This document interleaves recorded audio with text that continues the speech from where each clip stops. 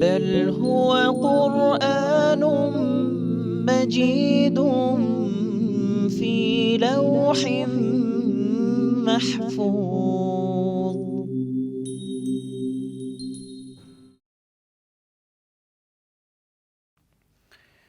بسم الله الرحمن الرحيم.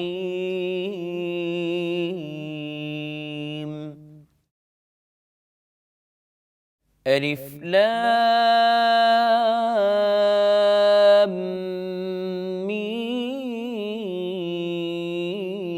را، تلك آيات الكتاب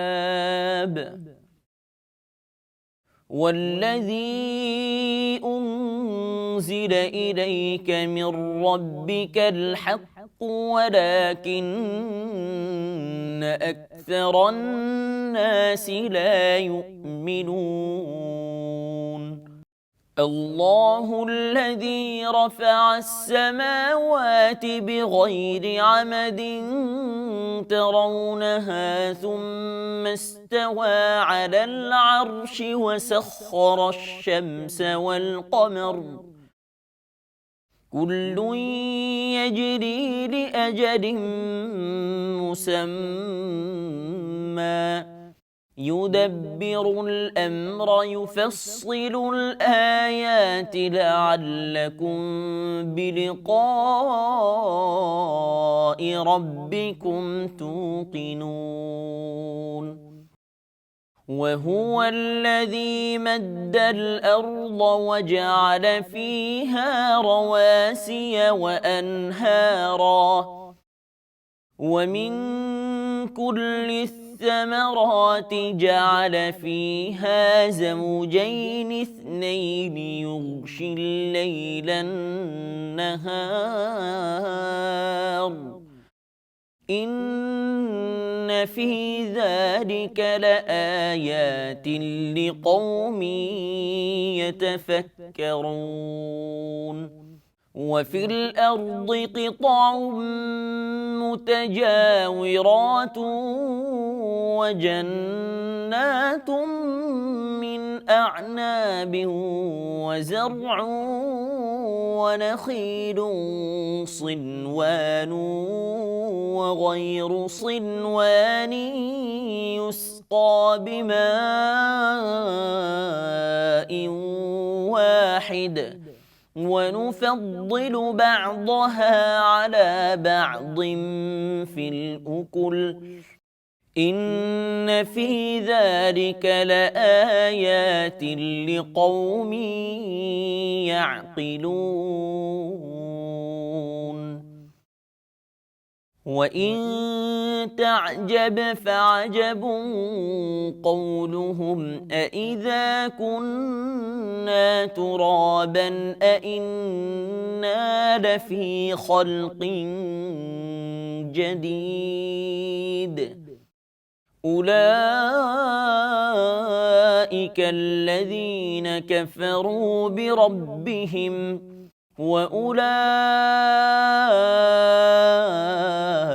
الأغلال في أعناقهم وأولئك أصحاب النار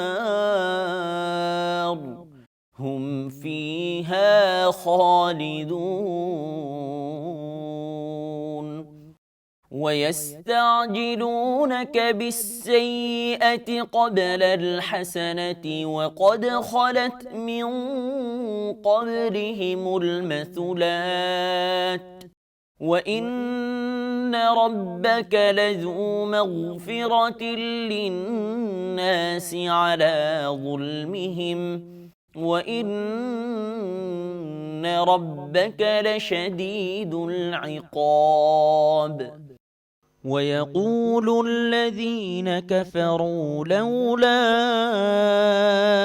أنزل عليه آية من ربه إنما أنت منذر ولكل قوم هاد الله يعلم ما تحمل كل أنثى وما تغيض الأرحام وما تزداد وكل شيء عنده بمقدار عالم الغيب والشهادة الكبير المتعال سواء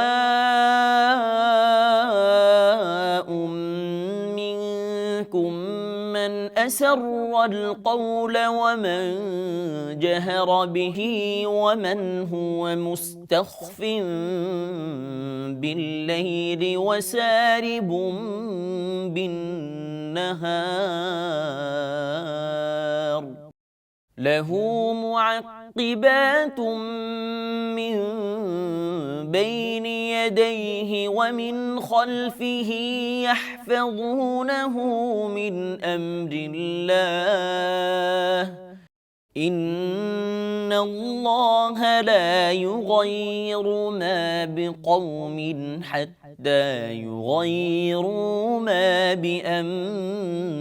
بأنفسهم وإذا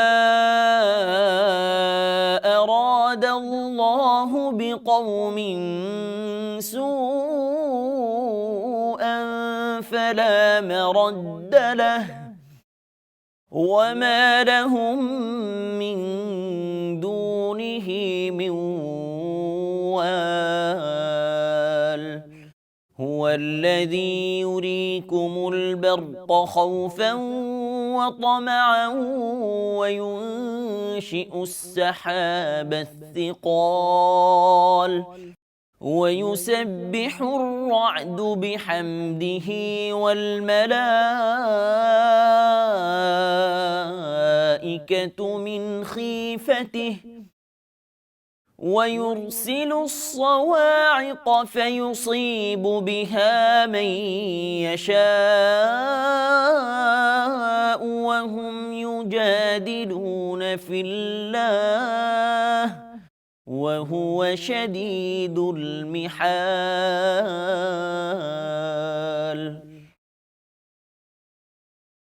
له دعوة الحق والذين يدعون من دونه لا يستجيبون لهم بشيء إلا كباسط كفيه إلى الماء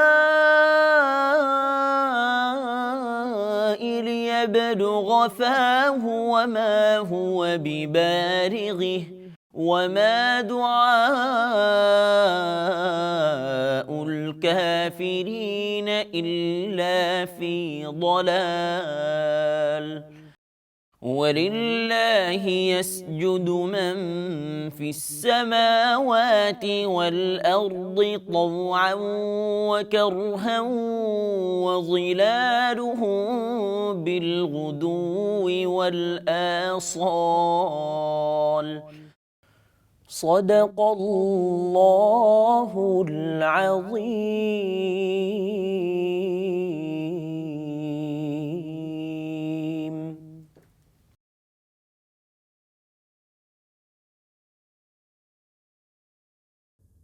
দয়াময় পরম দয়ালু আল্লাহর নামে। আলিফ লাম মিম রা, এইগুলি কুরআনের আয়াত, যাহা তোমার প্রতিপালক হইতে তোমার প্রতি অবতীর্ণ হইয়াছে, তাহাই সত্য, কিন্তু অধিকাংশ মানুষ ইহাতে ঈমান আনে না। আল্লাহই ঊর্ধ্বদেশে আকাশমণ্ডলী স্থাপন করিয়াছেন, স্তম্ভ ব্যতীত তোমরা ইহা দেখিতেছ। অতঃপর তিনি আরশে সমাসীন হইলেন এবং সূর্য ও চন্দ্রকে নিয়মাধীন করিলেন। প্রত্যেকে নির্দিষ্ট কাল পর্যন্ত আবর্তন করে। তিনি সকল বিষয় নিয়ন্ত্রণ করেন এবং নিদর্শনসমূহ বিশদভাবে বর্ণনা করেন, যাহাতে তোমরা তোমাদের প্রতিপালকের সঙ্গে সাক্ষাৎ সম্বন্ধে নিশ্চিত বিশ্বাস করিতে পারো। তিনি ভূতলকে বিস্তৃত করিয়াছেন এবং উহাতে পর্বত ও নদী সৃষ্টি করিয়াছেন এবং প্রত্যেক প্রকারের ফল সৃষ্টি করিয়াছেন জোড়ায় জোড়ায়। তিনি দিবসকে রাত্রি দ্বারা আচ্ছাদিত করেন, ইহাতে অবশ্যই নিদর্শন রহিয়াছে চিন্তাশীল সম্প্রদায়ের জন্য। পৃথিবীতে রহিয়াছে পরস্পর সংলগ্ন ভূখণ্ড, উহাতে আছে আঙুর বাগান, শস্যক্ষেত্র, একাধিক শিরবিশিষ্ট অথবা এক শিরবিশিষ্ট খর্জুর বৃক্ষ সিঞ্চিত একই পানিতে, এবং ফল হিসাবে উহাদের কতককে কতকের উপর আমি শ্রেষ্ঠত্ব দিয়া থাকি। অবশ্যই বোধ শক্তিসম্পন্ন সম্প্রদায়ের জন্য ইহাতে রহিয়াছে নিদর্শন। যদি তুমি বিস্মিত হও, তবে বিস্ময়ের বিষয় উহাদের কথা, মাটিতে পরিণত হওয়ার পরও কি আমরা নতুন জীবন লাভ করিব? উহারাই উহাদের প্রতিপালককে অস্বীকার করে, এবং উহাদের গলদেশে থাকিবে লৌহ শৃঙ্খল। উহারাই দুজকবাসী, সেখানে উহারা স্থায়ী হইবে। মঙ্গলের পূর্বে উহারা তোমাকে শাস্তি ত্বরান্বিত করিতে বলে, যদিও উহাদের পূর্বে ইহার বহু দৃষ্টান্ত গত হইয়াছে। মানুষের সীমা লঙ্ঘন সত্ত্বেও তোমার প্রতিপালক তো মানুষের প্রতি ক্ষমাশীল, এবং তোমার প্রতিপালক শাস্তিদানে তো কঠোর। যাহারা কুফরি করিয়াছে তাহারা বলে, তাহার প্রতিপালকের নিকট হইতে তাহার নিকট কোনো নিদর্শন অবতীর্ণ হয় না কেন? তুমি তো কেবল সতর্ককারী, এবং প্রত্যেক সম্প্রদায়ের জন্য আছে পথপ্রদর্শক। প্রত্যেক নারী যাহা গর্ভে ধারণ করে এবং জরায়ুতে যাহা কিছু কমে ও বাড়ে, আল্লাহ তাহা জানেন, এবং তাহার বিধানে প্রত্যেক বস্তুরই এক নির্দিষ্ট পরিমাণ আছে। যাহা অদৃশ্য ও যাহা দৃশ্যমান তিনি তাহা অবগত, তিনি মহান, সর্বোচ্চ মর্যাদাবান। তোমাদের মধ্যে যে কথা গোপন রাখে অথবা যে উহা প্রকাশ করে, রাত্রিতে যে আত্মগোপন করে এবং দিবসে যে প্রকাশ্যে বিচরণ করে, তাহারা সমভাবে আল্লাহর জ্ঞান গোচরে। মানুষের জন্য তাহার সম্মুখে ও পশ্চাতে একের পর এক প্রহরী থাকে। উহারা আল্লাহর আদেশে তাহার রক্ষণাবেক্ষণ করে, এবং আল্লাহ কোনো সম্প্রদায়ের অবস্থা পরিবর্তন করেন না যতক্ষণ না উহারা নিজ অবস্থা নিজে পরিবর্তন করে। কোনো সম্প্রদায় সম্পর্কে যদি আল্লাহ অশুভ কিছু ইচ্ছা করেন, তবে তাহা রদ হইবার নয়, এবং তিনি ব্যতীত উহাদের কোনো অভিভাবক নাই। তিনিই তোমাদেরকে দেখান বিজলি, ভয় ও ভরসা সঞ্চার করান, এবং তিনিই সৃষ্টি করেন ভারী মেঘ। বজ্রধ্বনি তাহার সপ্রশংস মহিমা ও পবিত্রতা ঘোষণা করে, ফেরেশতাগণও করে তাহার ভয়ে। তিনি বজ্রপাত করেন এবং যাহাকে ইচ্ছা উহা দ্বারা আঘাত করেন, আর উহারা আল্লাহ সম্বন্ধে বিতণ্ডা করে, অথচ তিনি মহাশক্তিশালী। সত্যের আহ্বান তাহারই, যাহারা তাহাকে ব্যতীত আহ্বান করে অপরকে, তাহাদেরকে কোনো সাড়া দেন না উহারা। তাহাদের দৃষ্টান্ত সেই ব্যক্তির মতো, যে তাহার মুখে পানি পৌঁছিবে এই আশায় তাহার হস্তদ্বয় প্রসারিত করে পানির দিকে, অথচ উহা তাহার মুখে পৌঁছিবার নয়। কাফিরদের আহ্বান নিষ্ফল। আল্লাহর প্রতি সিজদাবনত হয় আকাশমণ্ডলী ও পৃথিবীতে যাহা কিছু আছে, ইচ্ছায় অথবা অনিচ্ছায়, এবং তাহাদের ছায়াগুলিও সকাল ও সন্ধ্যায়।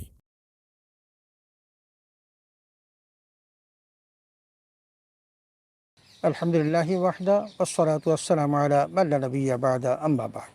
সুপ্রিয় দর্শক শ্রোতা, আসসালামু আলাইকুম ওয়া রাহমাতুল্লাহি ওয়া বারাকাতুহু। সময় সংবাদের নিয়মিত অনুষ্ঠান লৌহে মাহফুজ থেকে আপনাদের সকলকে জানাচ্ছি আন্তরিক শুভেচ্ছা ও মোবারকবাদ। সুপ্রিয় শ্রোতা, আমরা এতক্ষণ পর্যন্ত পবিত্র কোরআন কারীমের সূরা রা'দের 1 থেকে 15 নম্বর আয়াতের তেলাওয়াত শুনলাম তরজমা। আসুন আমরা এই আয়াতে কারিমাগুলোর সংক্ষিপ্ত তাফসীর শুনি। আল্লাহ তাআলা আমাদের সকলকে পবিত্র কোরআন কারীম বুঝার এবং তদনুযায়ী আমল করার তৌফিক দান করুন, আমিন। সুপ্রিয় শ্রোতা, এই সূরা রা'দ মাদানী একটি সূরা। মদিনায় অবতীর্ণ সূরাগুলোর একটি অন্যতম সূরা হলো সূরা রা'দ। এর মধ্যে 43টি আয়াত আছে এবং 3টি রুকু আছে। এই সূরাটি আমরা শুরু করেছি এবং এর নামকরণ হয়েছে 13 নম্বর আয়াতে রা'দ শব্দ থেকে। এবং এই রা'দ নিয়ে আল্লাহ রাব্বুল আলামিন মেঘের গর্জন সম্পর্কে বিস্তারিত কোনো আলোচনা না করলেও এটাই এখানকে শিরোনাম হিসেবে আল্লাহ তাআলা এই নামটি দিয়েছেন। এখন আমরা এখানে যেটা দেখি সেটা হলো এই 1 নম্বর আয়াতে আল্লাহ তাআলা বলেন আলিফ লাম মিম রা তিলকা আয়াতুল কিতাব ওয়াল্লাযী উনজিলা ইলাইকা মির রাব্বিকাল হক ওয়ালাকিন্না আকসারান নাসি লা ইউমিনুন। আল্লাহ তাআলা বলছেন হুরুফ মুকাত্তাআত দিয়ে তিনি শুরু করেছেন এবং বলছেন যে এগুলি কোরআনের আয়াত যা তোমার রব হতে তোমার প্রতি অবতীর্ণ হয়েছে। তার মানে এরকম আয়াত আল্লাহ তাআলা পবিত্র কোরআন কারীমের অসংখ্য জায়গাতে বলেছেন এবং নবীজি সাল্লাল্লাহু আলাইহি ওয়াসাল্লামকে বলছেন এটা কোরআনের আয়াত এবং এই কোরআনের আয়াতগুলো আল্লাহ তাআলা তোমার কাছে পাঠিয়েছেন সত্য সহকারে। তার মানে এর মধ্যে কোনো মিথ্যার অবকাশ নেই। ওয়ালাকিন্না আকসারান নাসি লা ইউমিনুন। আল্লাহ বলছেন যে এই যে সত্য সহকারে আমি পবিত্র কোরআনকে পাঠিয়েছি, এরপরও অধিকাংশ মানুষ এই কোরআনের প্রতি তারা বিশ্বাস করে না। আল্লাহ এই অফুরন্ত নিয়ামত মানুষ হাতের কাছে পেয়েও তারা কিন্তু কোরআনের প্রতি আমল না করে তারা পথভ্রষ্ট হয় এবং শয়তানের পথে চলে তারা বিনষ্ট হয়ে তারা জাহান্নামী হয়ে যায়। এই জন্য আল্লাহ বলছেন ওয়ালাকিন্না আকসারহুম লা ইয়ালামুন, তাদের অধিকাংশই এই কোরআন সম্পর্কে অবহিত নন। 2 নম্বর আয়াতে আল্লাহ তাআলা বলেন আল্লাহুল্লাযী রাফা'আস সামাওয়াতি বিগাইরি আমাদিন তারাউনাহা।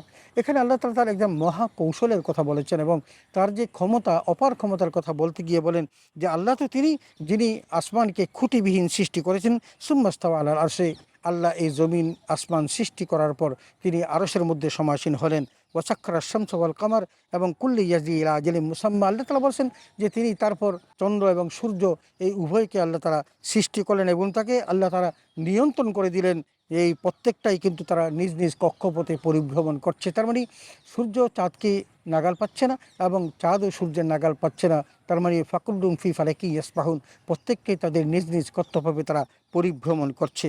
ইউদাব্বিরুল আমরা ইফাসসিরুল আয়াতি লাআল্লাকুম বিলিকাই রাব্বিকুম ইউকিনুন। আল্লাহ বলছেন যে যে আল্লাহ তাআলা কী করছেন, নিদর্শনসমূহ বিশদভাবে বর্ণনা করেন যাতে তোমরা তোমাদের রবের সাক্ষাৎ সম্পর্কে নিশ্চিত বিশ্বাস করতে পারো। তার মানে আল্লাহ তাআলা এই সকল কিছু বলার মূল কারণটা হলো আল্লাহ সম্পর্কে তোমাদেরকে অবহিত করা এবং আল্লাহর প্রতি তোমাদের বিশ্বাস স্থাপনের ব্যাপারে আল্লাহ তাআলা তোমাদেরকে এই বিবেক বুদ্ধিকে শানিত করে দিচ্ছেন যাতে করে আল্লাহকে চিনতে তোমাদের কষ্ট না হয়।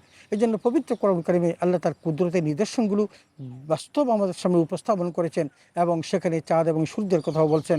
পূব দিকে সূর্য উদিত হচ্ছে, পশ্চিম দিকে অস্ত যাচ্ছে, এই যে তার প্রতিনিয়ত চলাফেরা, এর মধ্যে কোনো ব্যত্যয় ঘটেনি এবং তার মধ্যে ব্যত্যয় ঘটানোর কোনো সুযোগও পৃথিবীর কোনো মানুষের নেই।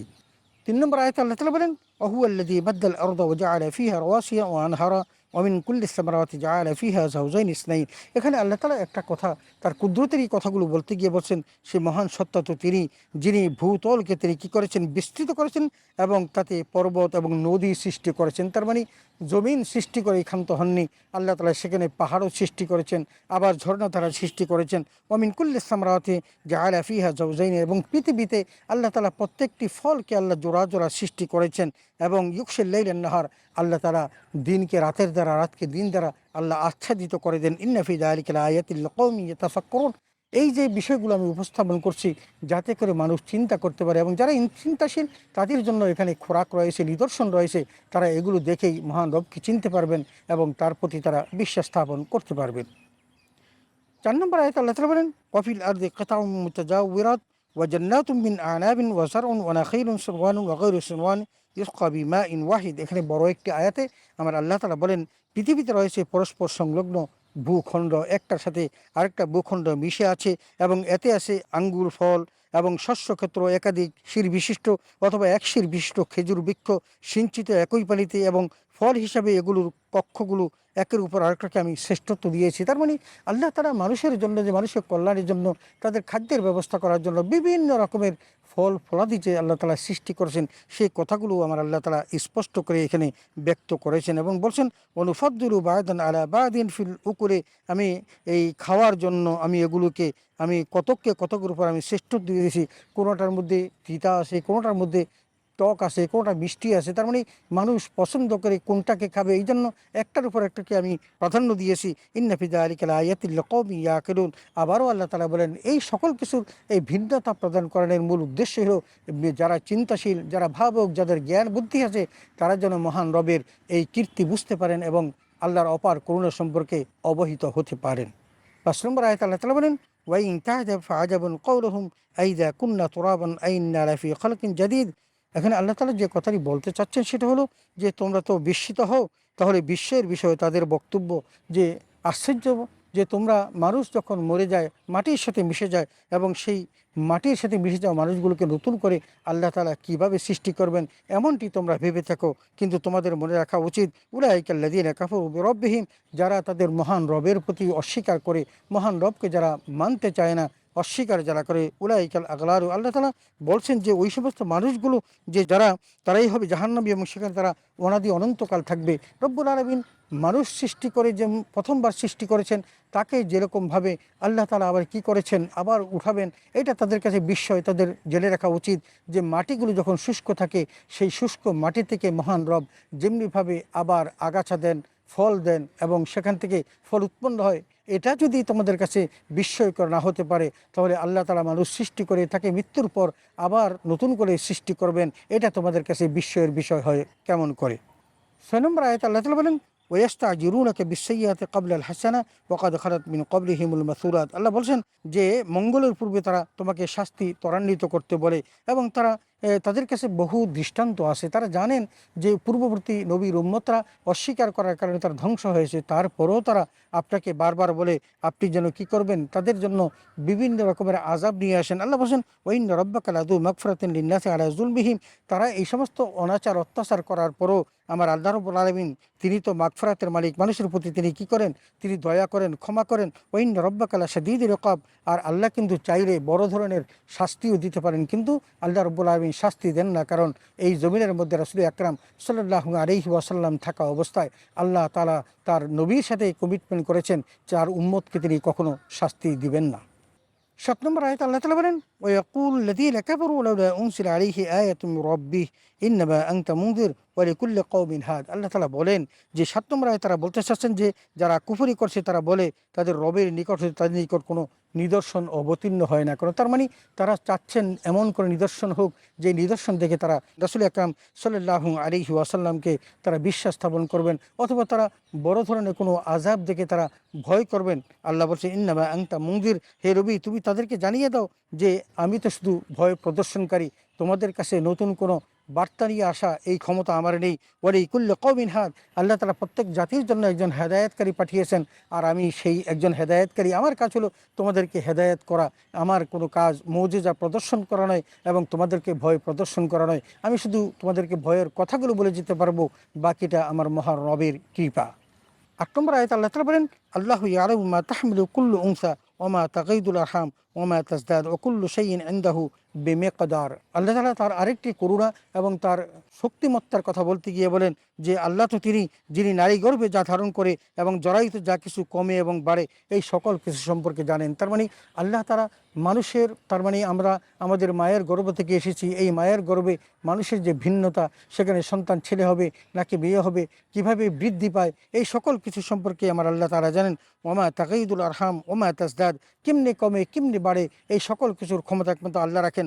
ওকুল্লু শাইইন ইনদাহু বিমিকদার, আল্লাহ বলছেন যে তার বিধানে প্রত্যেক বস্তুরই একটা নির্দিষ্ট পরিমাণ আছে, আর সেই নির্দিষ্ট পরিমাণ যখন হয়, মানুষ মায়ের গর্ভে থাকে, কোনো কোনো বাচ্চা 9 মাস, কোনো কোনো বাচ্চা 9.5 মাস, কোনোটা 10 মাস পর্যন্ত থাকার পর পৃথিবীতে আসে। এই যে নির্ধারিত সীমা, এই নির্ধারিত সীমাটা আমার আল্লাহ রাব্বুল আলামিন জানেন, পৃথিবীর কোনো মানুষ এই সীমা সম্পর্কে অবহিত নন। 9 নম্বর আয়াতে আল্লাহ বলেন আলিমুল গায়বি ওয়াশ শাহাদাতিল কাবীরিল মুতাআল, আল্লাহ বলেন যা অদৃশ্য এবং দৃশ্যমান তা সবই অবগত, তিনি মহান, তিনি সর্বোচ্চ। আমার আল্লাহ তাআলা সব কিছু জানেন, তিনি দৃশ্য এবং অদৃশ্য, প্রকাশ্য গোপনীয় সকল কিছু সম্পর্কে জানেন, কারণ তিনিই তো সব কিছুর নিয়ন্ত্রক। এই জন্য আমার আল্লাহ তাআলা ওই আরশে মহল্লায় বসে বসে একটা কালো পিঁপড়া যদি কালো পাথরের উপর হেঁটে যায়, সেটাও কিন্তু তিনি তার গতিবিধি সম্পর্কে পর্যবেক্ষণ করেন। এই জন্য তার শক্তি সম্পর্কে আল্লাহ বলতে গিয়ে বলছেন যে আলিমুল গায়বি ওয়াশ শাহাদা, তিনি প্রকাশ্য এবং অপ্রকাশ্য, দৃশ্য এবং অদৃশ্য সকল কিছুর মালিক, এবং তিনি সব কিছু সম্পর্কে তিনি বুঝেন এবং তিনি সর্বোচ্চ মর্যাদাশীল।